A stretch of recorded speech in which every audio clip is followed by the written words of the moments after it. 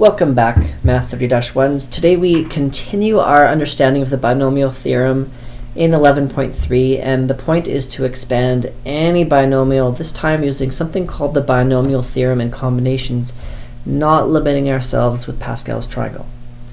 So when we're talking today about expanding a binomial, we're still referring to some binomial where there's an x and a y, an a and a b, perhaps more complex to the power of any value 2, 3, 4, 5, any whole number essentially. Now, to remind us of what these can look like, I might get a little bit more specific than calling this any variable n, and let's just simply call this an x plus y to the power of 4.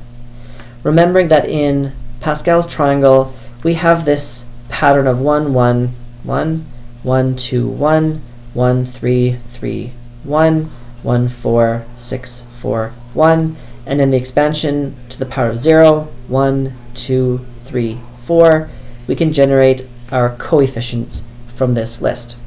So in the expansion of x plus y to the power of 4, our coefficients would be a 1, 4, 6, 4, 1, and we would have these variables as x to the 4 to start, and then descending x to the 3, x to the 2, x to the 1, and nothing, followed by a y to the 0, y to the 1, y squared, y cubed, and a y to the 4 to follow, with, in this case, some addition signs between. So the important thing to note is that we do have these coefficients which come from Pascal's triangle, and as we have discussed a little bit, combinations, and that our powers, again, are ascending and descending from our power in the question. So this becomes a very, very powerful formula. The formula for the binomial theorem is really asking what is each term and how can we generate that from this formula. So every term has a coefficient, and there are values taken from the first and second parts of our binomial. A formula exists that uses combinations this time. So we're not generating an entire solution, we're generating one term at a time. So this is the formula that appears on your formula sheet. This t subscript k plus 1 represents your term value and location. So if I were to say your third term, this would say t of 3, and in this case, k would be at 2. So in the third term, you would have this underlying value where k is 2. We choose one less than the term number. And we did this in the last lesson. The next part, we have an nck, and this is the coefficient that is generated from Pascal's triangle, and we can generate this using a combination. The next part here, this n minus k power on some x, this is coming from the first part of your binomial. So in some questions, your binomial is not just an x or a y or an a or a b, it's a 2x or a 5x squared. It's something more complex, and that is represented with x. This y to the power of k is the second part of your binomial, and this, again, could be more complex than just a y, and this could be anything. So the trickiest part of this formula is recognizing this k value. We need an n, and we need a k to make this entirely possible. N represents the power on the binomial, and k represents one less than the term number that you're looking for. So if I was asking about the third term, we would pick a k value of 2. And those two parts, the n and the k, are the key to answering all these questions. So in example 3, we're going to use this formula and generate the third term in the expansion of something sort of complex. So I might even have us expand 2a minus 3b to the power of 4 if you feel like there's time. Otherwise, we're going to go in and find the third term, which means we're going to choose a k value that is one less than the term number, and we're going to get our n value from the, as it says above, the power on the binomial 4, that is your n. So in this question, n is 4. That is the hardest part, because if we can now write down our formula, t of k plus 1 is equal to n ck, the first part of your binomial to the n minus k, the second part of your binomial times a k. If you write this down once, it feels more comfortable. We can then say t of k plus 1, or 2 plus 1, which will become t of 3, third term. We can say 4c2. The first part of your binomial is a 2a to the power of 4 minus 2. And then the second part of your binomial is a negative 3b to the power of k, which is 2. And we're almost done. We've got a 4c2, which, number crunch, is a 6. We've got a 2a squared and a negative 3b to square. This will take 2 more steps just to tidy this up.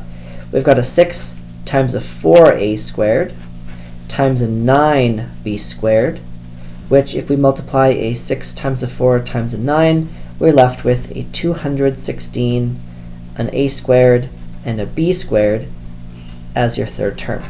And this is now using something called the Binomial Theorem, this formula to arrive at an individual term, not producing the entire question.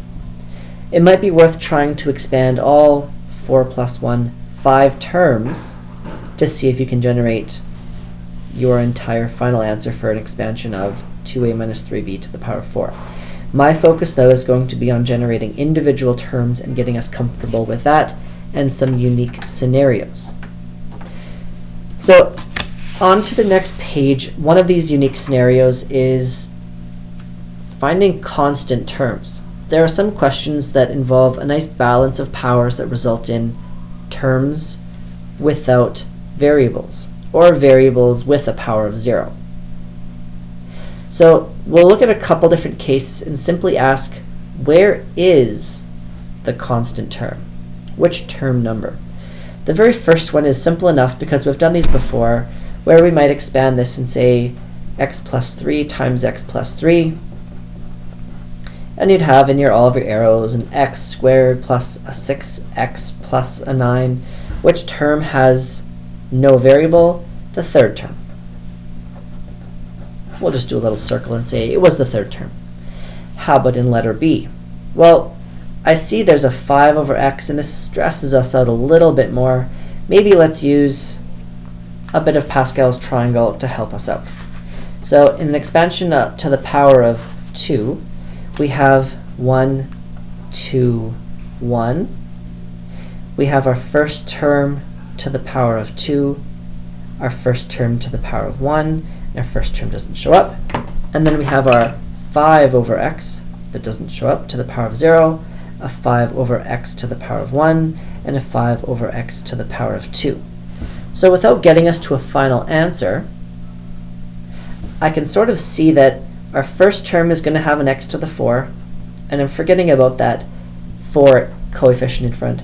I can see that there is going to be an x that cancels out with an x, and at some point there's going to be a number with no variable here. And at the end there's going to be something over an x squared. Not worrying about that 25 on top. In fact, it is your second term, which was constant. So there was this 2, 0, and then x to the negative 2 for that x squared on the bottom. There's this pattern that continues. We're going to try to use this for example C, which has an x squared and then a 1 over x squared all to the power of 6, which means there might be some higher powers at the start, and at the very, very end, a 1 over x to the power of 12 at the very, very end. Let's forget about the coefficients for a moment and simply focus on getting this term number. I know that my very first term is going to have an x squared to the power of 6. And the 1 over x squared is not going to have an impact. It's to the power of 0. My second term is going to have an x squared to the power of 5. For the first time, our 1 over x squared shows up. Tidying this up, there should be an x to the 12. and then an x to the 10 times a 1 over x squared, or an x to the 10 over an x to the 2, which makes an x to the 8. In every one of these questions, there will be a perfect pattern, if you continue, that will be subtracting powers. We're going to do one more, but what we're going to find is that it'll say an x to the 12, x to the 8, x to the 4, x to the 0. And it will be our first, second, third, fourth term. We'll do one more just to confirm that it's an x to the 4, but there is a pattern that will happen in all of these questions. So we should have an x squared to the power of 4, so 6, 5, 4, and then our 1 over x squared goes from a power of 1 to a power of 2. And what we have is an x to the 8 times a 1 over x to the 4, and as confirmed, this tidies to become an x to the 4 when those cancel. So x to the 12, x to the 8, x to the 4, x to the 0 will be our first, second, third, fourth term. So we're going to use a little bit of patterning to figure out, if this is the fourth term, I can say k is 3, 6 is my n, and I've got enough to figure out the value of the coefficient in the fourth term. So there's a little bit of logic here that's going to make some of these questions easier when we're actually asked what is the constant term. So I hope that's enough of a bit of patterning to skip letter D and try a question below, which asks us to determine the actual constant term in the example we just did. So this was the fourth term. Again, using a little bit of patterning, we figured out that it was x to the 12, x to the 8, x to the 4, x to the 0. Now there's more than one way to figure out that it's the fourth term, but it's nice to see this bit of logic. So what is the constant term? Well, our formula for t of k plus 1 equals nck, x to the n minus k, y to the k, is nice to write down, less likely that we'll make a mistake, allows us to say the fourth term means k is a 3, our power is a 6, so 6c3, our 2x squared to the power of 6 minus 3, and then a 1 over x squared to the power of 3. And if we can number crunch this, we are set. Our 6c3 is a 20. We have a 2 cubed makes an 8. X squared cubed makes a 6. And the last part is simply a 1 over x squared times x squared times x squared, or a 1 over x to the power of 6. Conveniently, those cancel out, even though we knew that it was supposed to. That's how we decided. All that's left is a 20 times an 8, or 160. The constant term is 160. It's no longer variable. Often questions can simply ask for the value of a constant term or for a coefficient. The next little bit is a little bit more deeply involved in the binomial theorem, and this asks us to determine a part of an expansion giving us maybe a solution or giving us a term. Determine the numerical value of a in the expansion of ax minus y to the power of 6 if negative 252xy to the 5 is your solution. So we're going to do this with a little bit of extra thought. We first need to figure out, well, where is this term? And sometimes a little bit of a patterning can help us to get there.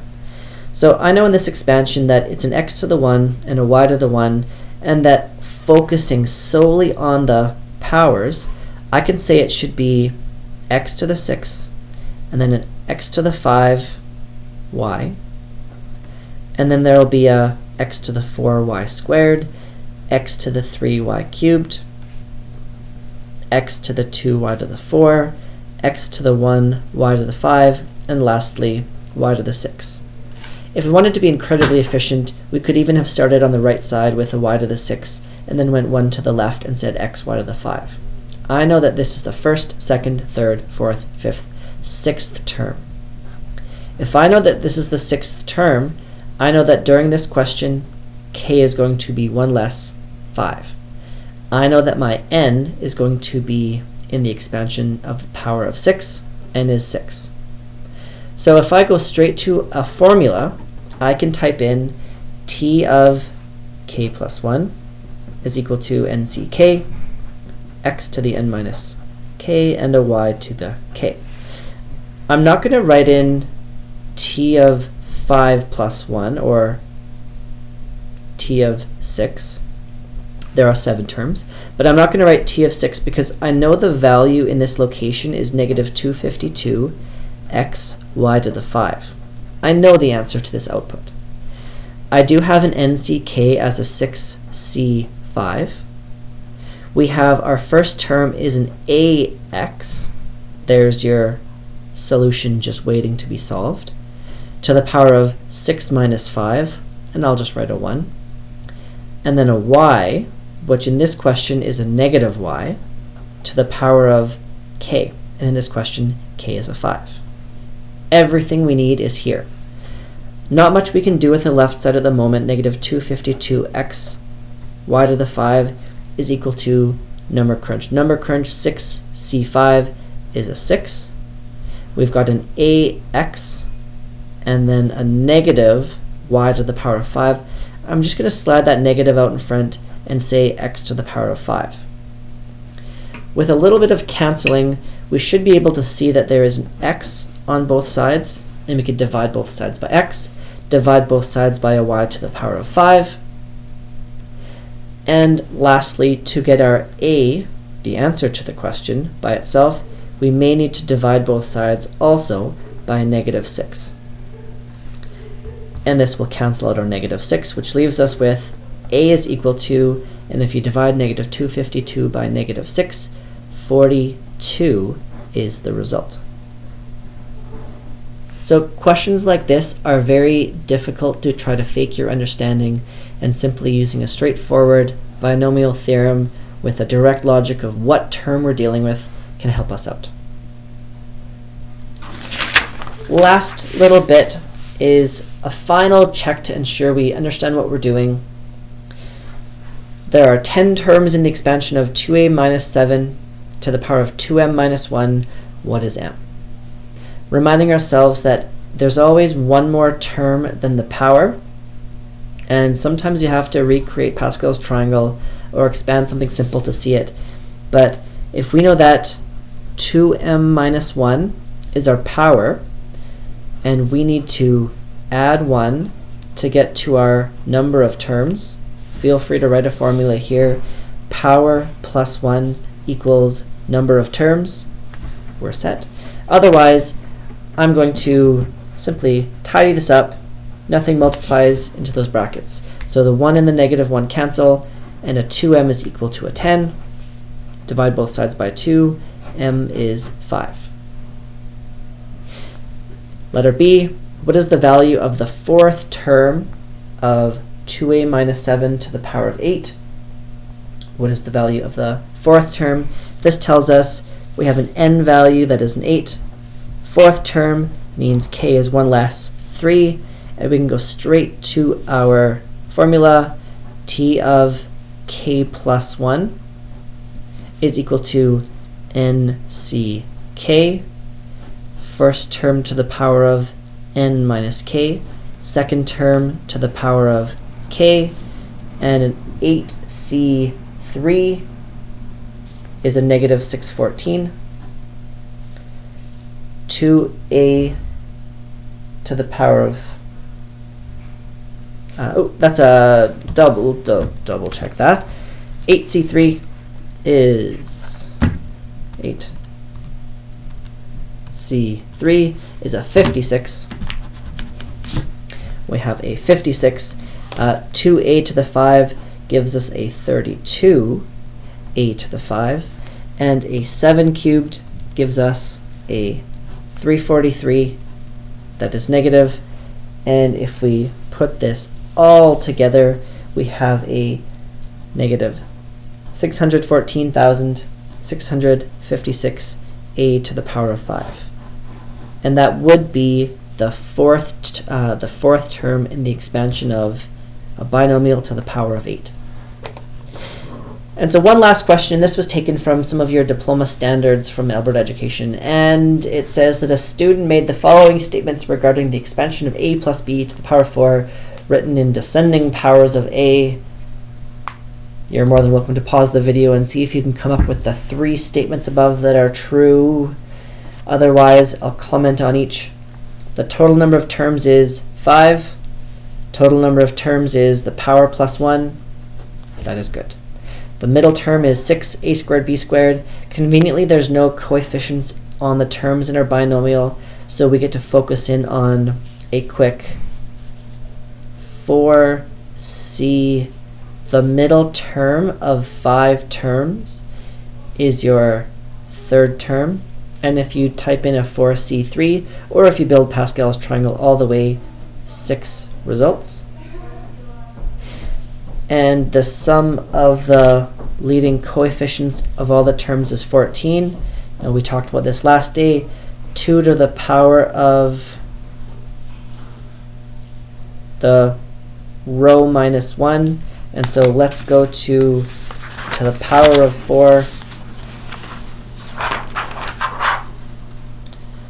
to the power of 0 to the power of 1 to the power of 2 to the power of 3 to the power of 4. So in the 5th row, we would say 2 to the row minus 1, 2 to the row minus 1. We would say 2 to the 5 minus 1, or 2 to the 4, which is 16. And do we have a 16? No. Statement 3 is incorrect. For the term 4a cubed m, b to the m, the value of m is 1 for the third term. So we've got, if we continue this pattern, it's an a to the 4, b to the 0, a to the 3, b to the 1, a squared, b to the 2, a cubed, b, a to the 1, b cubed, and lastly, a b to the power of 4.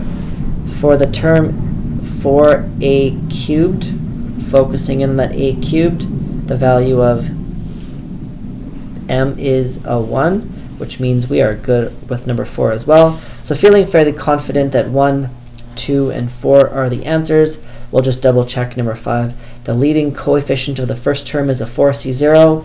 That one is a little bit dangerous because as we look at Pascal's triangle, the very, very first term is a 4c0. So confidently saying statement 5 is not correct. Otherwise, we are working a little bit from page 542 to ensure that the binomial theorem is solidified. Otherwise, we are now free to tackle permutations, combinations, and the binomial theorem all mixed together. Good luck.